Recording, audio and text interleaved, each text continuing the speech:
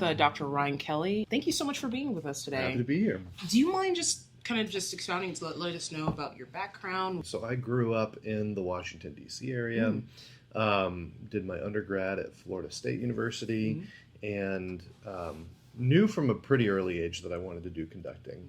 Then after graduating, taught high school for 7 years in Florida. During that 7-year span, completed my master's degree, some part-time work while I was teaching high school in Tallahassee, so down the street from Florida State. I came over here to Texas where I did my DMA, back to Florida for 1 year to teach at the University of Central Florida before returning to Texas where I still am now, 8 years in. That's really great. And what do you do here at UT?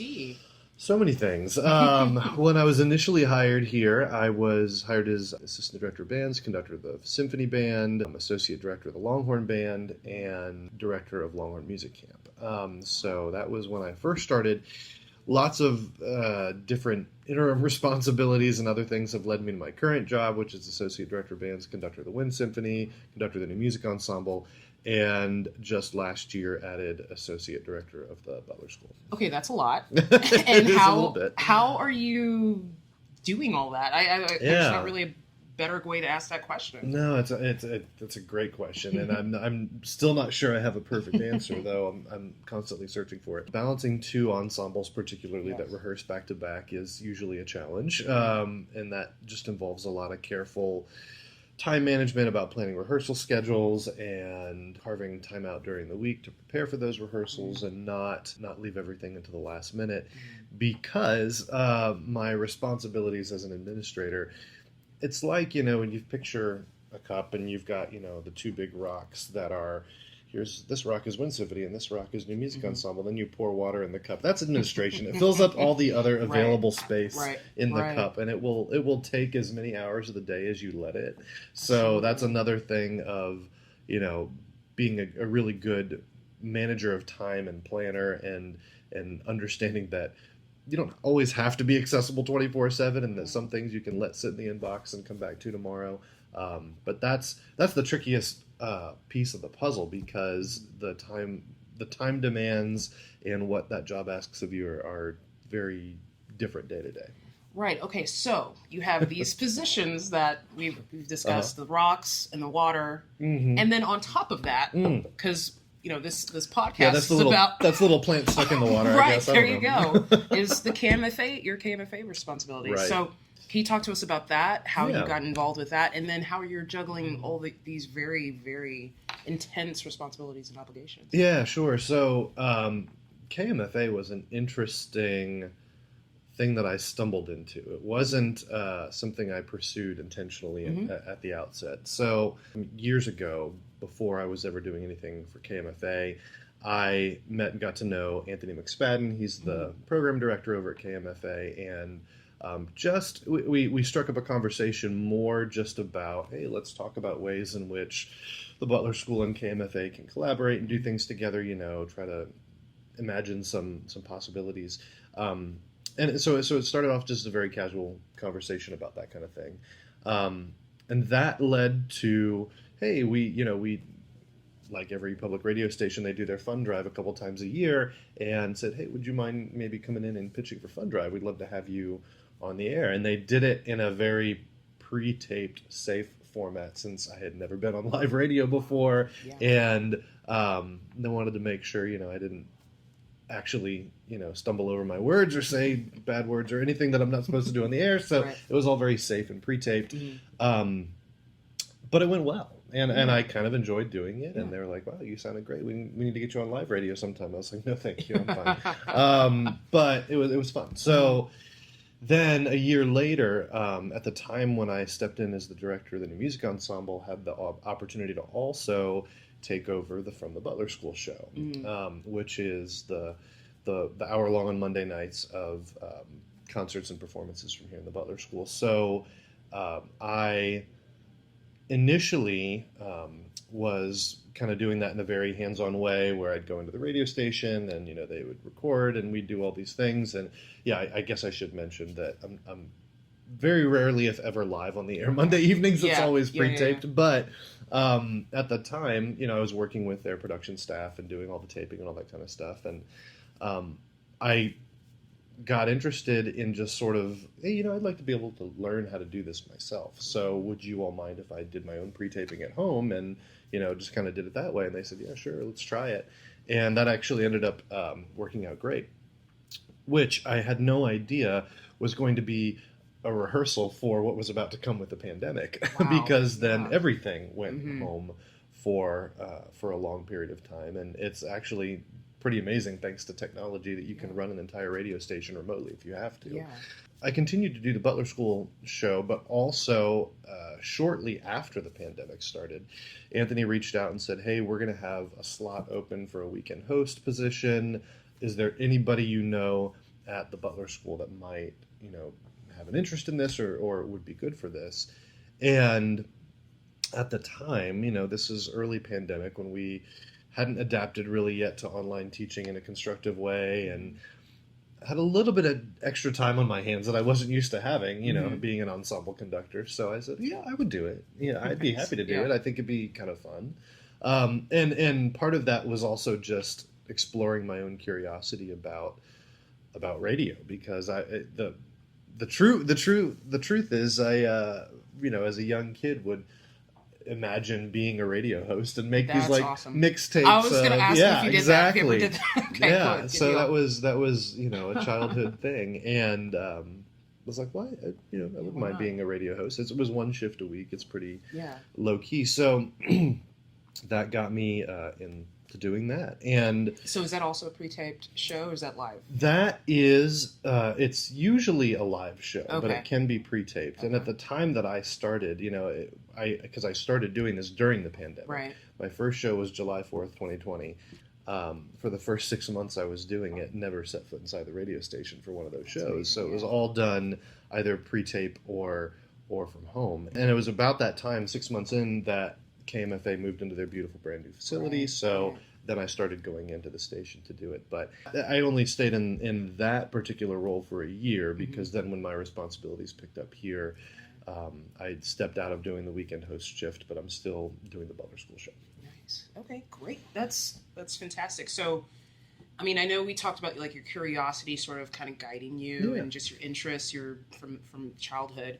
But what skills do you think you have or possess that really equipped you to do this? Yeah, so there's a couple different parts of it. I think one, and maybe the first most obvious, is, and this is not me saying this about myself. Sure. This is right. What others have said about me is that I have a voice that works for radio, and I think some part of how you communicate, or the way you speak, how you share information, a lot of that is taken into consideration, I guess, when deciding, what kind of sound you're looking for. One of the things that I learned as a part of this process was my shift that I was doing when I was just doing the regular classical shift was 6 a.m. to 10 a.m.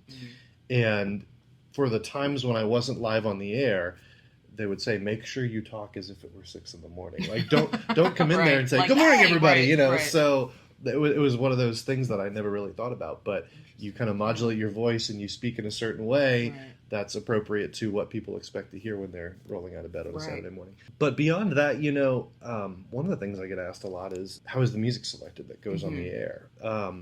Particularly, for the Butler School show, that's obviously one thing, but for just, a regular Saturday morning shift, the answer is there it is carefully curated, and people at the radio station do a lot of the selecting of the repertoire for you. But as a host, you have the ability to kind of edit and modify as you go. So sometimes, I would say, we've heard 3 horn concertos already today. Let's do this instead, or kind of pick and pull things out. So there is some freedom to kind of tailor it to what you want it to do, but there's also, it's sort of set up for you. The skill there is what I would say is very analogous to programming as a conductor. You think about, in the terms of radio, you think hour to hour. So the 8 to 9 o'clock hour, that's its entire standalone thing, versus the 9 to 10 o'clock hour. So for that hour, what is your program? What is your, what are you starting the hour with? Is there a a more dense or meaty piece that you want to get to in the middle of the hour, and what are you sending people out of the hour with? Yeah. So it's almost like a 4-hour radio shift on a Saturday morning is 4 concerts back to back. Oh, that's and that's if I were having to sit there and program that all from scratch, that would probably take a good bit of time. But having sort of a template already in place and then just being able to kind of tweak it a little bit, it's very much like programming. And that for me, when I was started to do this, was at a time when I wasn't able to do any actual programming for concerts because of the pandemic. So it kind of scratched that itch for me a little bit. Yeah. But also, that said, that's maybe skills that I had coming in the door. I'll never forget the first time I sat down to record a radio show that, I read my first bit of script and they said, okay, it's an hour show. You don't need to try to get all the text in 10 seconds. So I didn't realize I was a really fast talker until I was forced to intentionally slow that down. Like I sort of alluded to, some of the technological aspects of it. We were all learning how to produce better recorded sound during the pandemic. We all had to deal with that on some level as musicians. So part of that for me was getting interested, or I should say more interested in kind of the audio engineering side. Like, how do you profile a voice using software to get it to sound a certain way? Having to convert the closet in the office in my house into a recording booth because... And make it not sound like a closet. Exactly. And also you can't, when I would sit in my just regular office and record, there'd be reverb and there'd be echo, all these things that their fancy microphones at the radio station knew how to get rid of.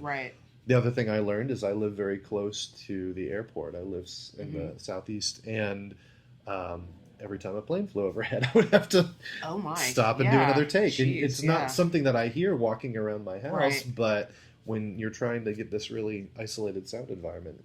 So anyway, these are all sort of things that I learned a lot more about during that time. So anything about yourself that you feel like you need to maybe develop, any skills personally? Something that I did actually spent a lot of time doing during the pandemic, as I suppose we all did on some level, was really kind of unpacking what my day-to-day work was and identifying where the reward centers in that work were or are.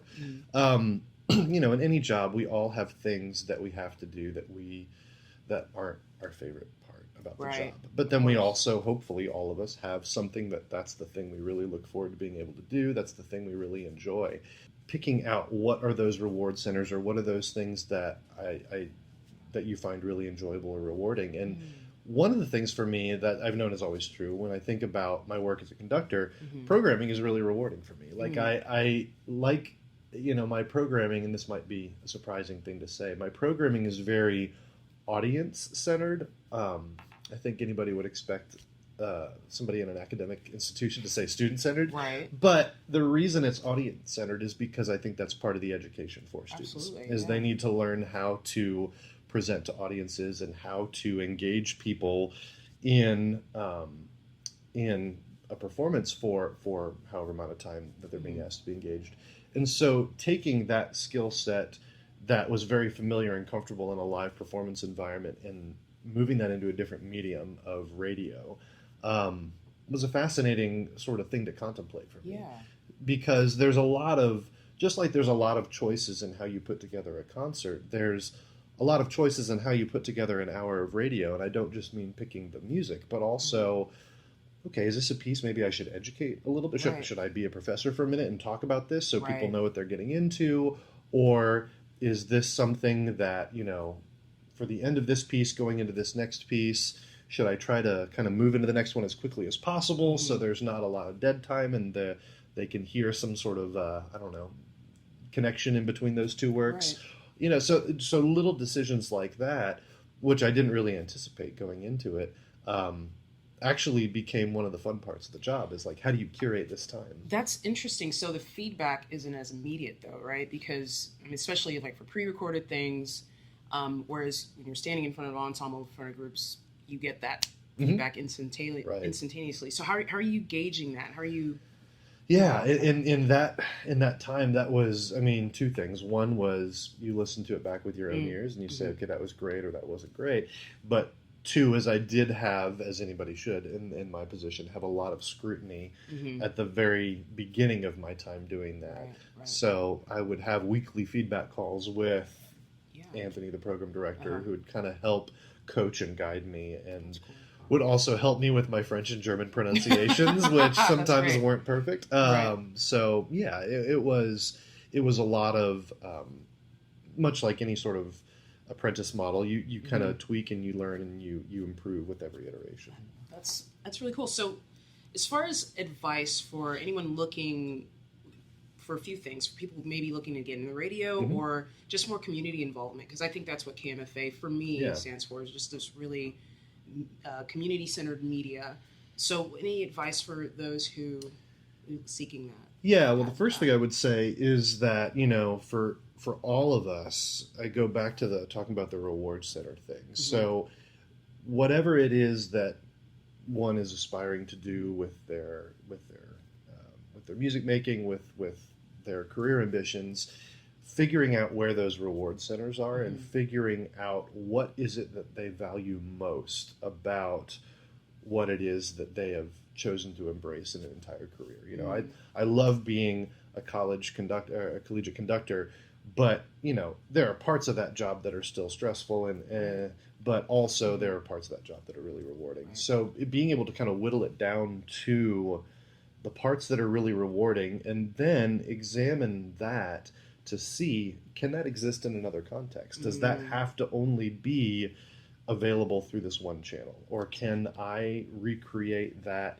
reward center in a different context? That's really interesting. So outside, really, this speaks directly to what we're talking about, outside or alternative or adjacent to academia. Yeah, and that's a thing that I think, people get focused on the idea of career being attached to a position or a job that they've seen other people do, or that it already exists out in the world somewhere.